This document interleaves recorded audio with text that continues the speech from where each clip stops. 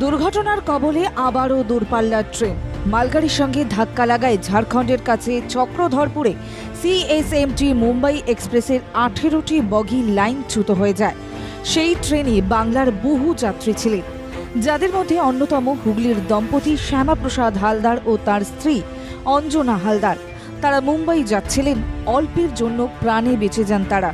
দুজনেই মুম্বাই যাচ্ছিলেন। তাদের বাড়ি হুগলির বলাগড়ের খামারগাছি মুক্তকেশীতলায়। অঞ্জনা হালদার চন্দননগর কমিশনারেটে কর্মরত।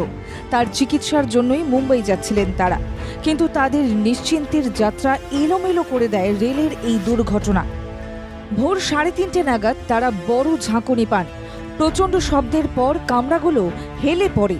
তারা B2 কামরায় ছিলেন, কিন্তু তীব্র আওয়াজ আর ট্রেন বেলাইন হওয়ার কথা টের পাওয়ার পর তারা আর থাকতে পারেননি। অঞ্জনা দেবী বিপদের আশঙ্কায় কান্নাকাটি শুরু করেন। তারপর তারা বুঝতে পারেন ট্রেন দুর্ঘটনার বিষয়টি।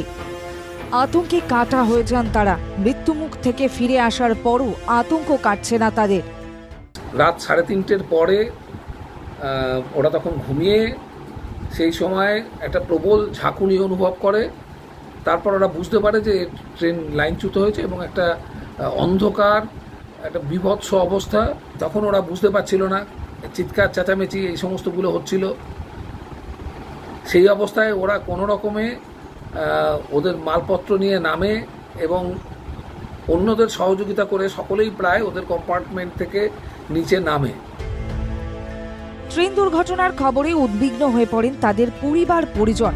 শ্যামাপ্রসাদ বাবুর দাদা রামপ্রসাদ হালদার জানান, দুর্ঘটনার পর তাকে ফোন করে খবর দেন তার ভাই।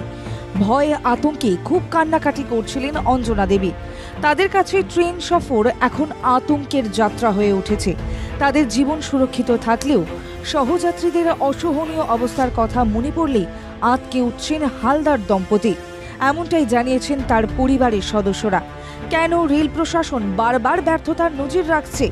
কেন লাইফলাইনের প্রতি মানুষের ভরসা কমতে বসেছে? সেই প্রশ্ন তুলে কেন্দ্রের কড়া সমালোচনা করেছেন দুর্ঘটনার কবল থেকে ফিরে আসা মানুষ থেকে হুগলির বাসিন্দারা। কি চলছে রেলে? সরকারটাই বা কি চলছে? কোনো হেলদোল নেই, মানুষের এত বিপর্যয়, কোনো নিয়োগ নেই এবং রেল লাইনের মেরামতি নেই, ট্রেনগুলোর মেরামতি নেই। দুর্বিষহ অবস্থা। একটা সার্বিক প্রতিবাদ হওয়ার দরকার। রেলযাত্রীরাও দাবি করছেন, বিজেপি সরকারের আমলে রেলের এই বেহাল দশার জন্য সার্বিক প্রতিবাদ হওয়া দরকার। রেলযাত্রীদের জীবনের নিরাপত্তার গ্যারান্টির কথা বলেও যেখানে রেল কথা রাখতে পারছে না, সেখানে রেলমন্ত্রী তথা কেন্দ্রের বিরুদ্ধে জনরোষ বাড়ছে। হুগলি থেকে রাকেশ চক্রবর্তীর রিপোর্ট, বাংলা জাগো।